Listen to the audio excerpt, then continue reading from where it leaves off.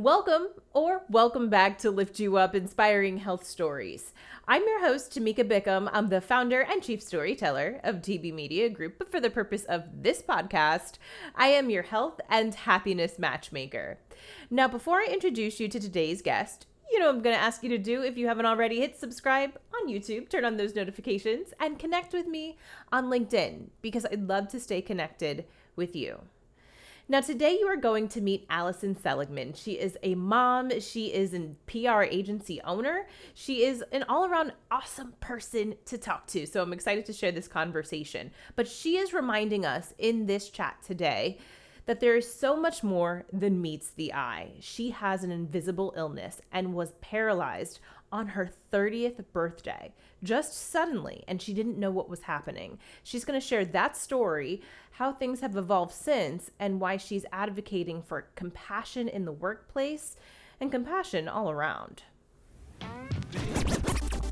Our physical, mental, and emotional health is not just a want. It is a need for happy lives and prosperous businesses. Lift You Up is the podcast where we share inspiring health stories from business owners who are fulfilling their purpose to live their healthiest lives and helping you do the same.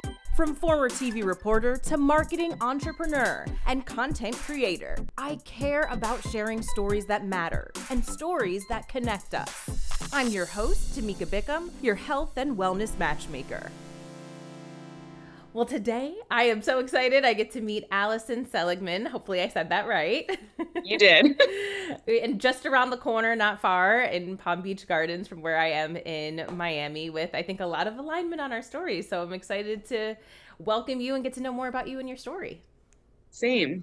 Well, so I'm going to start with the question then. Who is Alyson Seligman, if you have to answer that? Oh, okay. Somehow that seems like an easy question, but a big one, right? I'm a mom of two, of an 8 and 12-year-old, and I am really passionate in general about both empowering women to see who they are and to overcome obstacles and kind of define what success means for them. I'm also equally passionate about helping and supporting nonprofits in the area. So I have a PR consulting company. So we have a lot of overlap in our lives. I have a PR consulting company called the SBS Agency, where I primarily work with nonprofits and help them elevate their brand, do a lot of content development, things like that. And then I also have had a blog called The Modern Savvy. Back in the day, for people who have followed me a while, it was called The Average Girl's Guide.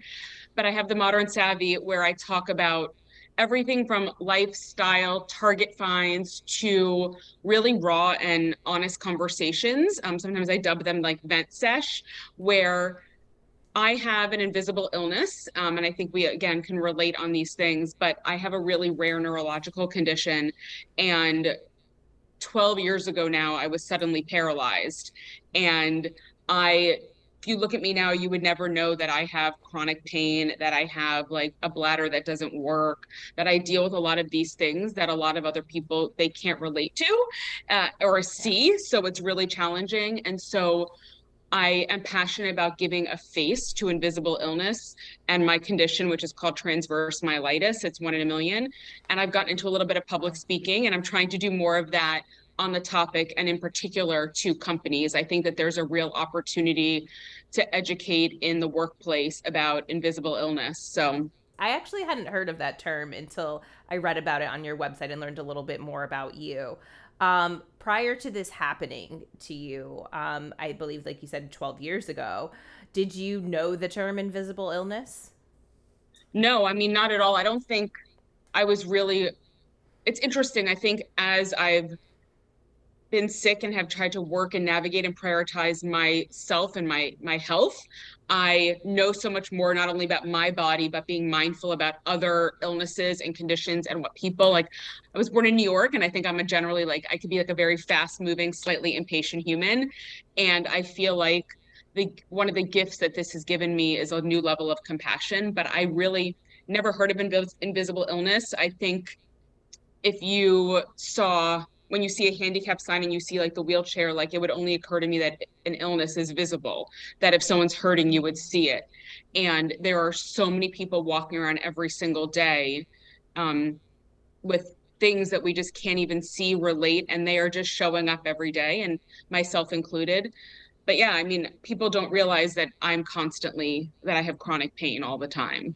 Take me back to the moment when and what happened, when it happened, and really what your experience was like, what was going through your mind. I was 29, 30 years old. We had a 4-month-old little girl at home.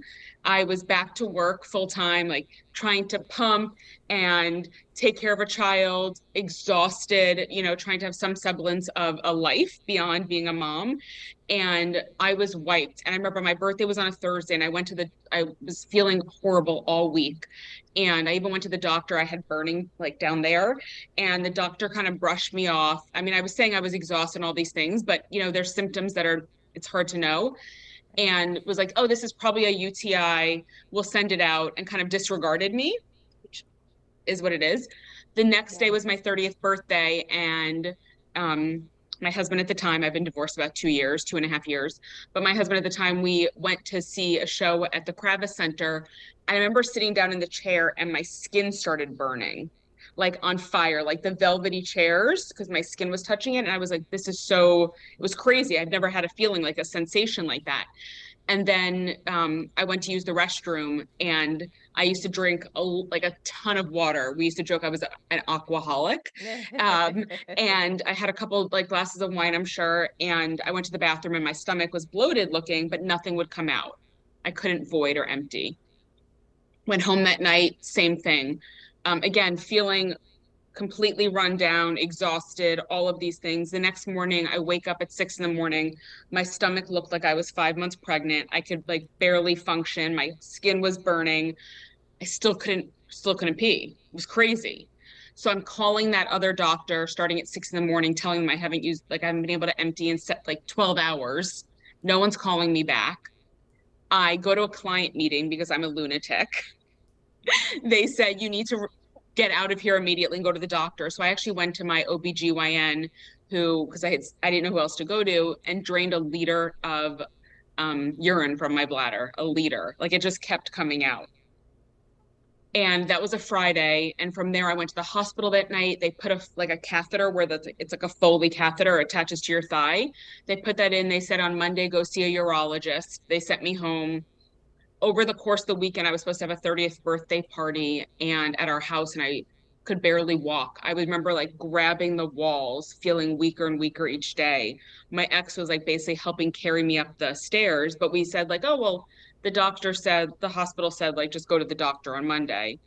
Canceled my 30th birthday party and just kind of made it till Monday. By then, he was practically carrying me into the urologist, who said, I think that you need to see a neurologist. Like something's going on here.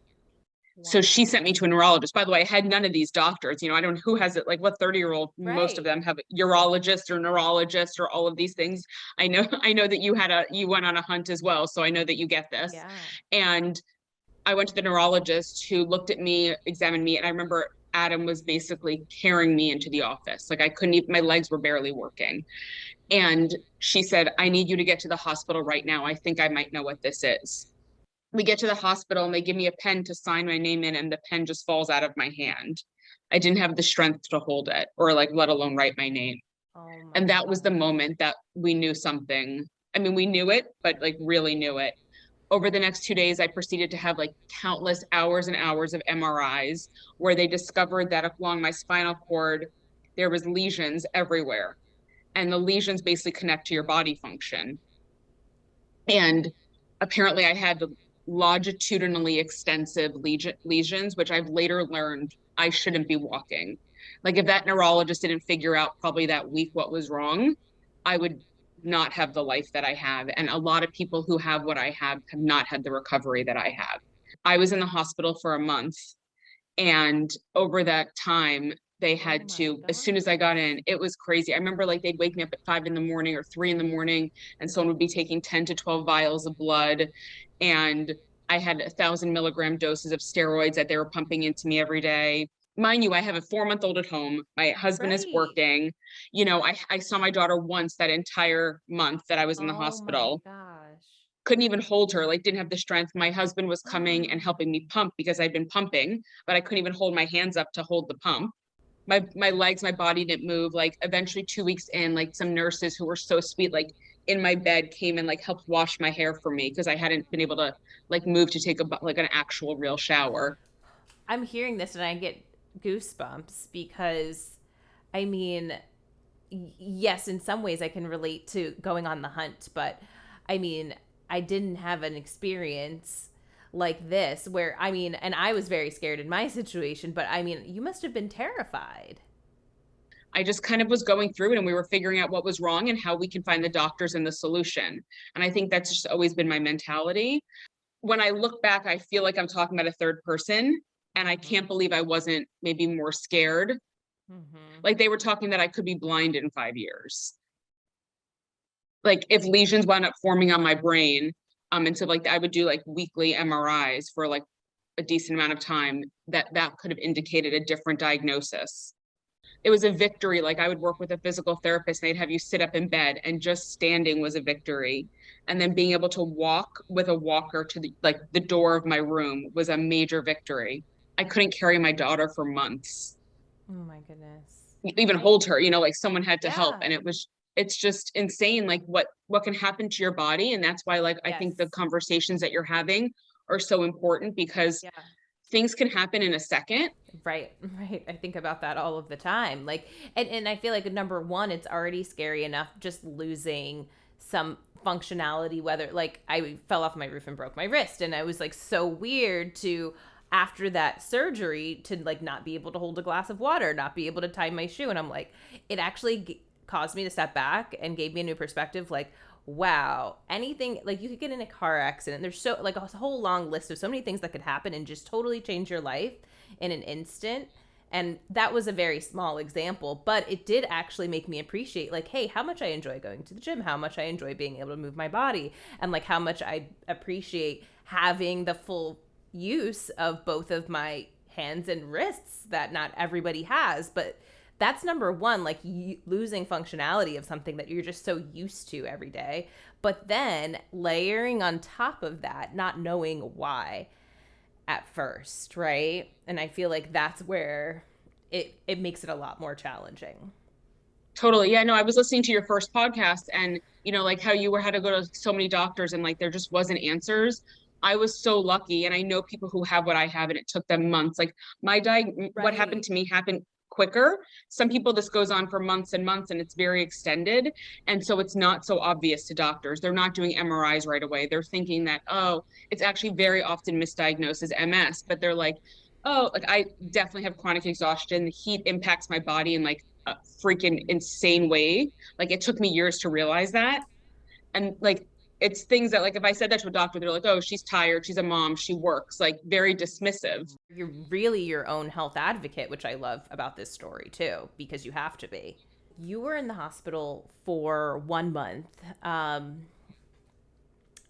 What happened after that? And then it sounds like within that month you got the answers, right? You had all the MRIs and different tests. And then what happened after that? Because I guess at that time when you were in the hospital, you weren't able to walk. You were very weak. And then you Yes, mentioned so your recovery. So, absolutely. So after about 2.5 weeks being at Jupiter Medical Center, they transferred me to another hospital that has an inpatient rehab, physical therapy rehab. And I wound up there for 2.5 weeks or so, really working on mobility and functionality. And they deemed me able to be just let go when I was be able to walk up the stairs at least once a day, whether that was assisted or not. So when I eventually got home, that was the benchmark. And we wound up hiring a nurse for me every day because I couldn't drive. And all of that happened for a few months. And I eventually, over time, got a little bit stronger. My bladder function. So one of the first thing that went was my bladder function, and my bladder basically function never came back. So I wound up actually back in the hospital for a night from dehydration. I had 103 fever. My pulse was out of control. It was because I wouldn't drink liquid because every time I did, my bladder would empty. My bladder basically, it spasms, opens, and then closes quickly. So it doesn't fully empty. So 10 minutes later, it gets empty. I actually wound up doing Botox injections on my bladder for years, but which was crazy. I eventually, over time, tried to go back to work because I was working at another public relations firm for 5 or 6 years at that point. She had me back part-time.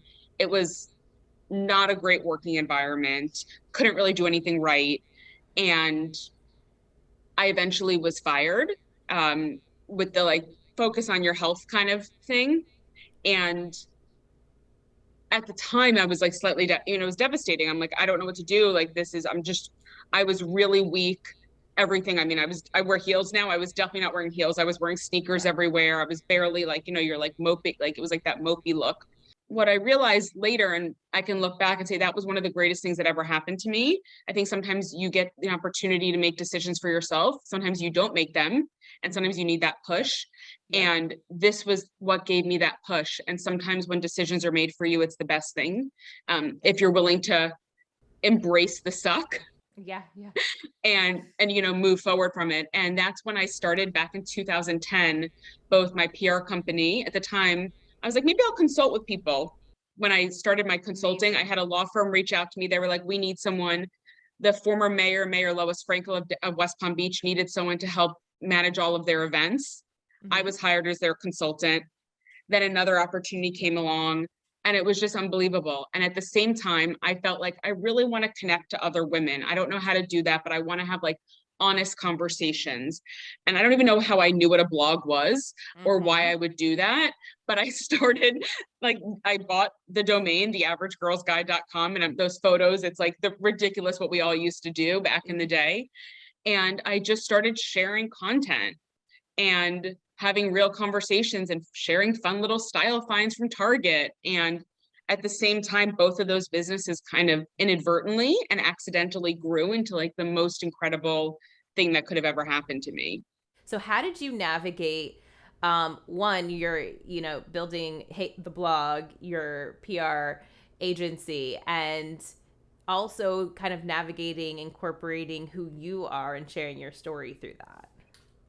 Absolutely. I always felt like I wanted my space to be sharing really personal, but in a way that was, is this a word, translatable to other people. Yeah. And relevant. As we were getting healthy, we decided we wanted to expand our family. It wasn't safe. The doctors advised against carrying. Now, and having another baby, like for me getting pregnant. Well, that's the reason why for me is really rare, but yet there's millions and millions of women who are navigating really challenging, heartbreaking moments like this, as you're seeing friends post on Facebook their baby photos and their pregnant photos, and you're like, oh my God, like just stab a knife in me, whether you're married or you have one baby, when are you having another, like all those endless questions. So I wrote a few blog posts both about like stop asking questions. I'm really mindful how I communicate with people, and I'm sure I do it wrong plenty, but I'm trying to be a little bit better each day. And when someone's married, I'm like, oh, even if we're talking about kids, or if it's like a close friend, are kids in the cards one day, like, is that something like, what are you guys looking, but right. I'm not like, so when are you having a baby? Right. First of all, I don't even know that they want to have a baby. Mm-hmm. Some people don't want to have children, and awesome. You do you. I think along the way, like the point is like being a storyteller. I think it's really important if you're telling a story to, like, in my place, to be able to like make it relevant to other people. And hopefully like teach a lesson along the way. Sharing my journey with transverse myelitis, I have connected with women from around the country and around the world who also have what I have, who have found me because of the hashtag.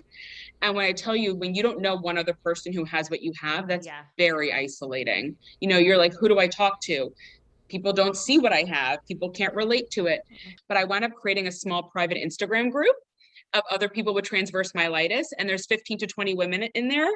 And we talk about everything from peeing on ourselves to sex and intimacy and orgasms and our bodies not working and nerve pain and doctors and what should I ask and what medicine you take and natural options, food, everything. And all of that is something like to bring 15 to 20 women together who felt completely isolated and didn't have a place to share, or even a doctor. I have doctors who've never had seen what I have. They brought students into my when I was in the hospital, they're like, we just want to talk, show them everything. I felt like I was on an episode of Grey's Anatomy. It's like, what is happening here?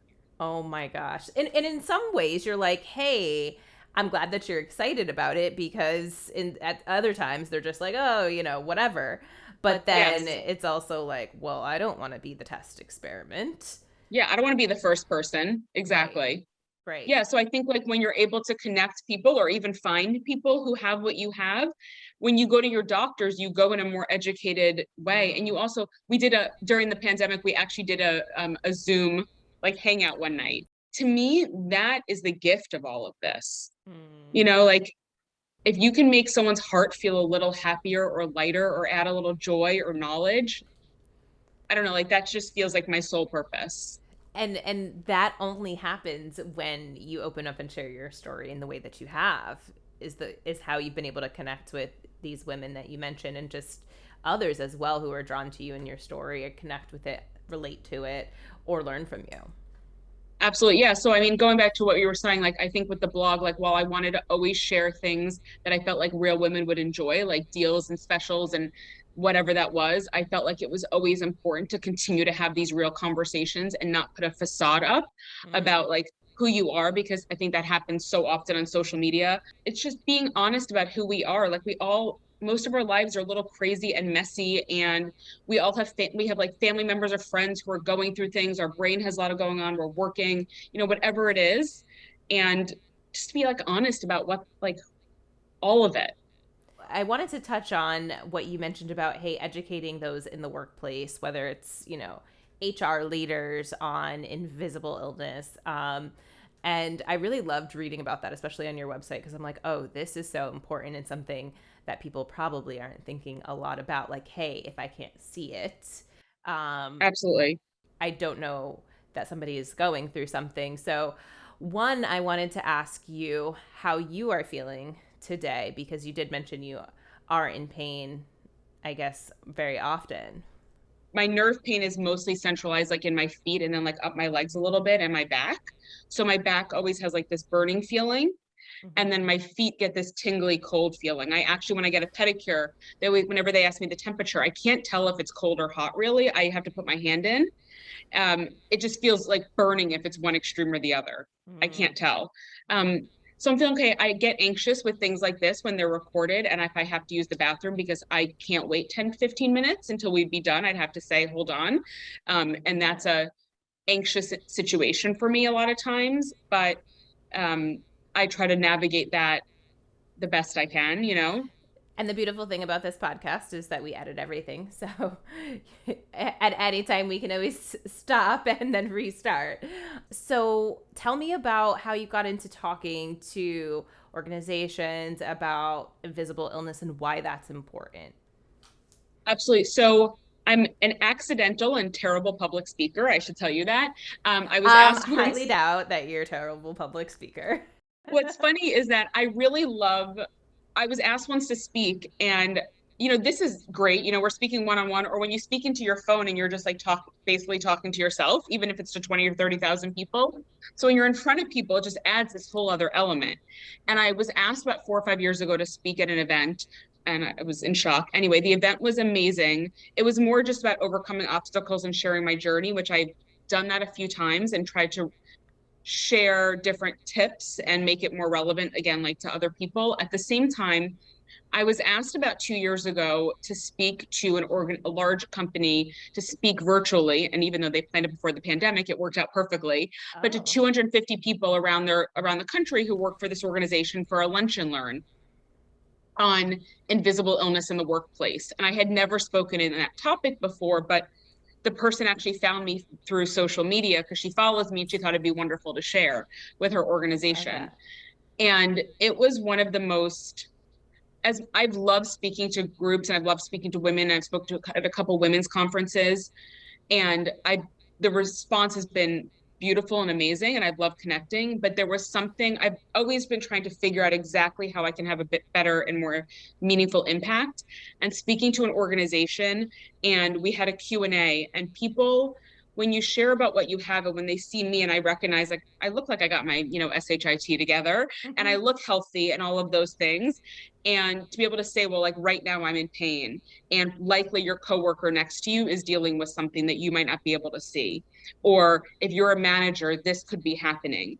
And I think what happens is that people with invisible illnesses often try to show up bigger because I don't want people to know. Like I used to have a handicap sign and I let it expire many years ago, but I used it so few times because I'd rather park in the furthest spot. The fact that I could walk again, I don't want to use that handicap spot. And I remember using it one time and someone yelled at me, like, what are you parking in that spot for? You're not handicapped. And it was like, sir, like if you only effing knew Right. how much this crushes my soul to even be using it. You know what I mean? So I did that and the Q&A was amazing and people spoke up and shared about some of their illnesses and it was awesome. And I was like, this is what I want to do. How can I do more of this? And how can I create a more compassionate workplace? And which then feeds out to the broader community. So I've been trying to honestly, like I've done 2 or 3 of them, but anyway, if you know any companies or anyone who's listening would like me to speak to their company during a lunch and learn or anything, I would be honored because I really think whether it's peer-to-peer in a coworker environment, whether it's management or what it is, how can you create sometimes for people, empower them to be honest about, are you creating are you creating a compassionate workspace and workplace? And 2, how can you meet the needs of all employees? We're all real people. And I think the last 2.5 years have shown how people can show up, even if they're not in person. And how can you continue to support your employees who are doing great work and whatever that means? Right. And I bet you can even draw on from some of your experience, like you said, when all of, I guess it was like in the months or a couple of years following when this first happened, how you were saying you were working in a job where you didn't feel like you could do anything right and it wasn't the greatest working environment. So even just having gone through that after everything you went through personally, I'm sure is something that you can bring into what you share as well. If you have an employee who is someone who needs to take more breaks or needs to do something, what is that? Some people, it's even more, they can't wear certain clothes. If you're requiring that it's, a certain look or whatever it is, or certain footwear or whatever it might be, how can someone be able to feel empowered to speak to a manager and say, that doesn't work for me? It's a responsibility of both like management and in a company and also the person. Like if you have to feel, ideally you're in a safe space where you feel like you can be a self-advocate. And I think many of us have had jobs where we don't feel like that's in the right environment, Right. which how can you make incremental changes to change what that environment is then? Because obviously, like, particularly if you have visible or invisible illnesses, spending a majority of your day in a place that is not constructive, that anxiety and stress, I know that, like stress on your body or mentally impacts everything. And, if you have, like I said, I think it was the greatest gift that I was fired from that job. That would have, if I had stayed there, I wonder how quickly I would have made the change, but it clearly wasn't the right fit for my entire body, not just for me. Like if you separate that out in a way, and how can I now make sure that I'm creating an environment for me that supports, I talk about, I'll go to a workout class in the morning and I just tell a client I have a meeting. I'm also waking up early if I need to make sure I get the work done and I meet all my deadlines, and I'm thrilled that my clients are so happy with the work that I do. But how can I structure my day to prioritize myself as well? Absolutely. And that leads me to my next question, which I always love to ask, a health tip or something that you do and implement in your day-to-day life that helps you feel good and helps you show up as your best self each day. I think it's 2 things. One, I think it's movement, whether that means I'm going to work out. I've really enjoyed over the past few years getting into strength training and like lifting weights and seeing how much I can handle. I think it's amazing and it's empowering because I think the idea of proving yourself wrong, like, oh no, I can't lift that. And like being able to then get to that place is like the best feeling. I think that mentality shows up in other parts of your life. And then my other biggest tip is to know when you need rest. And I have to even say to my kids, like, if I'm laying down, my legs are not moving right now. Like, I don't have it in me. And On days when you need rest, you're not being lazy. Rest is how you get stronger. Rest is how you heal your body and take care of yourself. And so if that means a lazy Netflix day, or that means telling someone that you can't meet them or that you can't do that, you need to make sure you're serving yourself before you're serving everyone else, because you can't serve anyone else effectively if you're not taking care of you. Yeah, I wrote that down. Rest is not lazy. There's one women's group, or mainly women, that I'm in, and we talk a lot about that, because I think as women too, we're just conditioned to always be thinking, hey, I need to do this, do that. And I think it could be kind of regional, like how you mentioned you're from New York, I'm from New Jersey. Like I definitely grew up in that environment where it's just like always go, always on to the next thing you have to do. And there's no slow down, especially if you had parents in the household who were of that kind of energy as well. We're kind of groomed to think like, hey, if I stop and I don't do anything, there's like this kind of guilt cycle that can start to happen. 100%. And you have to like train your brain in a way, at least I know I do, to be like, okay, wait, no, this is something that I need. I'm not being lazy. I'm taking time. It doesn't mean I'm not being productive. I will actually become more productive because I'm taking the time I need to rest. Absolutely. I think my biggest thing right now that I'm struggling with, that I'm trying to be more aware of, is that I'm wasting time when I'm not actually resting. Like all of a sudden I'm like, why have I just been standing on my phone, like on TikTok for the last 20 minutes? Like, Alyson, like lay your body down, move the phone away, because like then you're taking time that you're not resting, but you're not doing anything. Right. Like at least like it should be one or the other. And I think I'm like in this, I've been finding myself and realizing that I've been in this murky middle space too much. And I need to actually like be horizontal and rest. I love that. Lastly, and I'll definitely ask you if there's anything else you want to add, but I want to know, what would be the thing that you would most want people to walk away with and take away from this conversation with you? Prove yourself wrong, show up for yourself, prioritize yourself. And like, as I was relearning to walk, I'm a big believer in like taking one step at a time. Like you don't need to focus so much on like all the way out there, like one step. And maybe your step is smaller than someone else's. Maybe one day it's a leap. Maybe one day you're just standing still. And accepting and being proud for every little like movement forward that you make. I think that women so often we feel the negative, and I'm a big believer in, like find the gratitude, find what you can do, celebrate your accomplishments. And the more you focus your mindset in that direction, it continues the cycle. Yes, absolutely. I love that. So Wonderful. yeah, one thing I'll tell you, like, this is my therapist just told me this, and I'm like obsessed with this idea. I think I was talking to her about something, and I was like going down this spiral of like, well, if I did this, then this is going to happen. And it was kind of in the negative space, and like maybe this would disappoint someone. And she said, okay, I hear what you're saying. I want to invite you to think what the alternative could be. Because if this could happen, this equally could happen. Yep. I love that. And it's like, I think about that often, because it's like, we so often can go down, well, and whether that means like I'm dating now, that can mean in dating, that can mean in work, that's in any environment. And it's like, okay, well, people, like I have friends, like they're like, this date's going to be terrible. I'm like, well, I just invite you to think, Yeah. in a different way, like, just change that mindset. And do you ever come across people though that like automatically go to that positive place and think like, hey, how, are super optimistic and think like how awesome it's going to turn out? And I realized that like those people have really trained themselves to think that way. And it does take work and effort. And like once you realize it though, you're like, hey, I can be that way too. And then it's just like naturally more of the good, amazing things continue to happen, because you're essentially manifesting and putting that energy out there, and you're choosing you're choosing to believe that those are the things that are out there for you. Absolutely. I never dwell in the negative, or like, if I do, like I take a minute to say like, wow, that sucks. Like, I think it's important to say, like, when something's crappy, I think some people are like, no, it's going to be okay. And I'm like, no, like that really sucks. And sometimes it really like effing sucks. Yeah. So take that time. I think grieving is really important. When my body changed, I had to take the time to grieve my old body, And I worked with a therapist on this. She was like, she's like, this is a loss. Yeah. You're going to be a different person after this. And I take that to heart when I speak with people, or so I connect with someone who's like, I want to like be where you are. And I'm like, well, first of all, you can't compare that you're recently diagnosed to my 12 years out.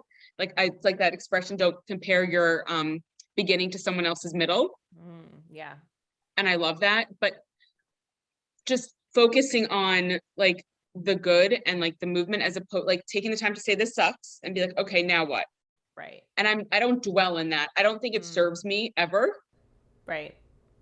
I like being solutions oriented too. Yeah. All about the solutions. Let's just like get there. I'm like, when people are complaining, I'm like, well, we could focus here for the next half an hour. Even my kids, I'm like, we could focus on why this didn't happen or whatever. Or like, we can use this time. Yep. Alyson, how can people connect with you, find you on social media, learn more about you, work with you, etc.? All the things. Thank you for asking that. They can connect with me on Instagram or Facebook. I'm at The Modern Savvy. And also, if you're interested in hearing me speak or would like to connect with me in that way, my website is AlysonSeligman.com. I have a funky spelling name, so it's AlysonSeligman. And I know that's going to be on like all the things. So thank you, Tamika, for making that happen. And email me, DM me. I love connecting with other women, and especially like in a conversation like this related to like health and prioritizing ourselves, little women focused and all of that. So I'm sure anyone who's listening, I would like, let's be friends. Yay, for sure. And we'll make sure to link to all of that below so everyone can find you super easily, connect with you. Obviously, you're amazing to connect with, and awesome conversation. Thank you so much for inviting me to be part of this. I'm really honored. You have such an awesome podcast, and it's been so fun. And thank you for sharing your story. I hope you enjoyed that chat with Alyson as much as I did. I can honestly say that it was one of my favorites. Her honesty, her authenticity is just refreshing. And her story is an amazing reminder that you never know what someone else is going through. Just because you can't see it does not mean it's not there. So love her talk that she does from paralysis to powerful. That inspired the name of this episode, and I feel like she truly embodies that. So make sure you go below in the show notes, find her information, connect with her, learn more about what she does, say hello. And hey, also, if you're not connected with me, I suggest you do that too. I'm all of the places. I'd love to see you on Instagram, Facebook, Twitter, LinkedIn, and of course YouTube, where you can subscribe to this podcast. Turn on notifications, because you know what? We come back every other week with new episodes, and I'd hate for you to miss out. So until I see you back in 2 weeks, because I know I'll see you then, stay happy, stay healthy.